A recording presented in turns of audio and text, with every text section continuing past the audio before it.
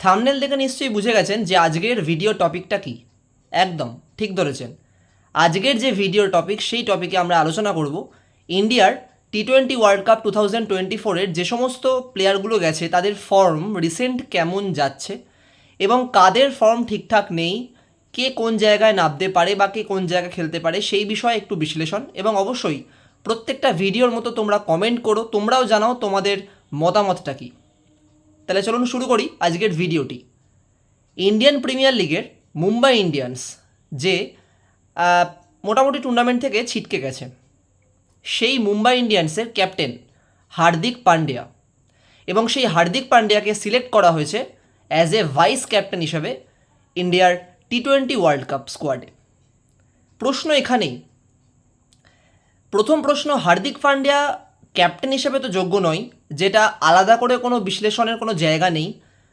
যতদিন তোমরা আইপিএল দেখছো, যতদিন তোমরা আইপিএল বুঝছো জানছো, সেখানে দেখতেই পাচ্ছ যে হার্দিক পান্ডিয়া কিভাবে ক্যাপ্টেনশিপ করছে এবং মার্ক ভাউচার কোচ এবং হার্দিক পান্ডিয়া ক্যাপ্টেন কিভাবে মুম্বাই ইন্ডিয়ান্সকে শেষ করেছে।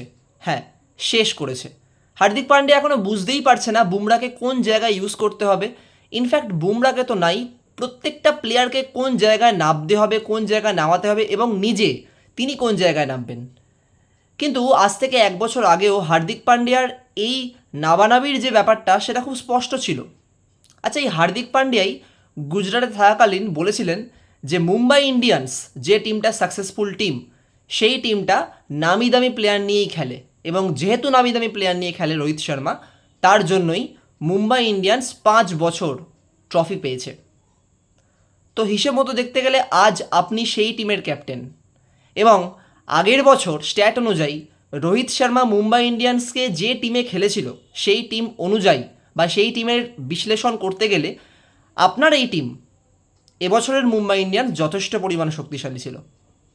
কিন্তু তারপরেও একদম লাস্টে অবস্থান করলেন এবং মুম্বাই ইন্ডিয়ান্সকে শেষ করে দিলেন। আপনার কাছে জসপ্রীত বুমরা, আপনার কাছে সূর্যকুমার যাদবের মতো এত তরুণ এবং এত নামী অভিজ্ঞ প্লেয়ার থাকতেও আপনি কিছু করতে পারলেন না মুম্বাই ইন্ডিয়ান্সকে নিয়ে। এবং T20-তে এই বুমরা এবং সূর্যকুমার যাদব যথেষ্ট পরিমাণে শক্তিশালী। এই একজন মানুষকে ইন্ডিয়ান বোর্ড কী করে ভাইস ক্যাপ্টেন হিসেবে সিলেক্ট করে তার জবাব আমার কাছে নেই। যদি আপনাদের কাছে জবাব থেকে থাকে বা যদি তোমাদের কাছে কোনো যুক্তি থেকে থাকে অবশ্যই কমেন্ট করে জানিও, কিন্তু সঠিক যুক্তি দিও, একটু যুক্তিটার মধ্যে যেন যথার্থতা থাকে।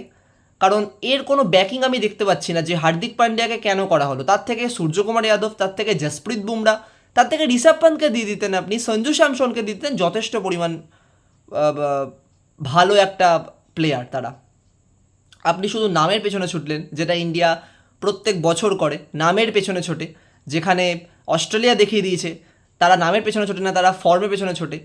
তো যাই হোক, এই সমস্ত কয়েকটা গল্প তো আছেই। তাছাড়া এবার আমরা দেখে নিই ইন্ডিয়ার যারা খেলবে তাদের রিসেন্ট ফর্ম কী আছে। প্রথমেই বলি, opener Rohit Sharma, no doubt খুব বাজে ফর্মে যাচ্ছেন তিনি।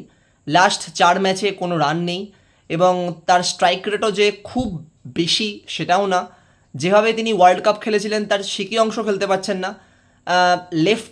লেফট আর্ম যে সমস্ত বোলারগুলো আছে যথেষ্ট পরিমাণ তাকে যথেষ্ট পরিমাণ তার কাছে একটা বাড়তি চাপের কারণ, এবং অবশ্যই পরিমাণে তাহলে আমরা খেয়াল রাখবো Trent Boult, Shaheen Shah Afridi, Starc, মানে আমি 3টে বড় বড় টিমের নাম বলে দিলাম, অস্ট্রেলিয়া, পাকিস্তান এবং নিউজিল্যান্ড। তাদের কাছে রোহিত শর্মার ওপেনিং যথেষ্ট পরিমাণ চাপ, যেটা আইপিএলেও দেখেছি।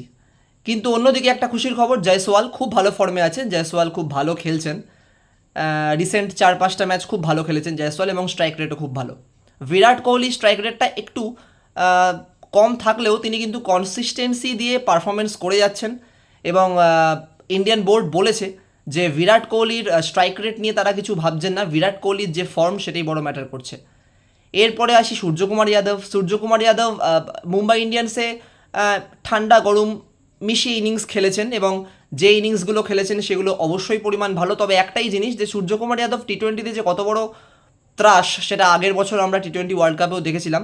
যদি সেই ফর্মটা থাকে তো অবশ্যই সূর্যকুমার যাদব একটা বড় ফ্যাক্টর। তবে যেটা সবথেকে ভয়ানক একটা কঠিন পরিস্থিতি যে ওয়েস্ট ইন্ডিজের যে পিচ সেটা বড্ড স্লো, এবং স্লো পিচে সূর্যকুমার যাদব, রোহিত শর্মা খুব একটা স্বচ্ছন্দ বোধ করেন না। এরপরেও আমরা বিভিন্ন প্লেয়ার দেখছি, তবে জাদেজা, তবে শিবম দুবে যাদেরকে নিয়ে যাওয়া হয়েছে তারা খুব ভালো ফর্মে আছেন। বোলিং অ্যাটাকে যদি আমরা দেখি তো কুলদীপ যাদব খুব ভালো ফর্মে আছেন, যুবেন্দ্র চাহাল খুব ভালো ফর্মে আছেন, 4টে স্পিনার আছে, অক্ষর প্যাটেল ঠিকঠাক, জাদেজাও তো ঠিকঠাক, তো বোলিংটা ঠিকঠাকই আছে। এবং পেসিং যদি অ্যাটাক দেখি তাহলে সেটা কিন্তু একটু কষ্টকর। জসপ্রীত বুমরা ছাড়া সেভাবে ব্যাকআপ দেওয়ার মতো পারফরমেন্স করেনি আইপিএলে কেউই, না হরদীপ সিং না মোহাম্মদ সিরাজ। তো এটা একটা খুব ভয়ের দিক। নো ডাউট ইন্ডিয়ার যে টিমটা এখন অবধি আইপিএল যে ফর্ম ধরে রেখেছে সেই আইপিএলের ফর্ম দিয়ে যদি বিচার করি তো খুব একটা ভালো জায়গা নেই। এবং স্বয়ং হার্দিক পান্ডিয়ার কথা তো ছেড়েই দিলাম, প্রত্যেকটা ম্যাচে 1-3 ছাড়া তিনি রান করছেন না। হয়তো তিনি আবার অসুস্থ হয়ে যেতে পারেন, যেভাবে আগের বছর হয়ে গেছেন। যাই হোক, তো তিনি আবার ভাইস ক্যাপ্টেন, তো খুব একটা ভালো ফর্মে নেই ইন্ডিয়ার অবস্থা। ইন্ডিয়ার স্কোয়াড ঠিকঠাক যাচ্ছে না। এবার দেখা যাক কী ফর্মে ইন্ডিয়াকে দেখতে পাই আমরা টি-20তে। রোহিত শর্মা সেই ফর্মটি দেখতে পাই নাকি এই ফর্ম, যদি এই ফর্মে থাকে তাহলে অবশ্যই একটা শুরুর দিকেই বড় ঝটকা হতে পারে। তোমরাও জানিও তোমাদের মতামত যে ইন্ডিয়ার কোন ব্যাটসম্যান বা কোন বোলারের ওপর তোমরা ভরসা রেখেছো, বা কোন ব্যাটসম্যান বা কোন বোলার টি-20 ওয়ার্ল্ড কাপে একটা ছাপ ফেলে যেতে পারে, বা ইন্ডিয়া কি আদৌ এবছর টি-20 ওয়ার্ল্ড কাপ জিততে পারে কিনা। অবশ্যই তোমরা কমেন্ট করো, লাইক করো, এবং এর আগেও আমি সাপোর্ট পেয়েছি, এরকম সাপোর্ট তোমরা দিয়ে রাখো, এবং আরও ভালো ভালো কন্টেন্ট নিয়ে আসছি। তোমরাও জানিও হার্দিক পান্ডিয়াকে অ্যাজ এ ভাইস ক্যাপ্টেন তোমরা কতটা পছন্দ করছো। তো আজকের মতো এইটুখানি, নেক্সট আসছি আরেকটা ইন্টারেস্টিং কন্টেন্ট নিয়ে।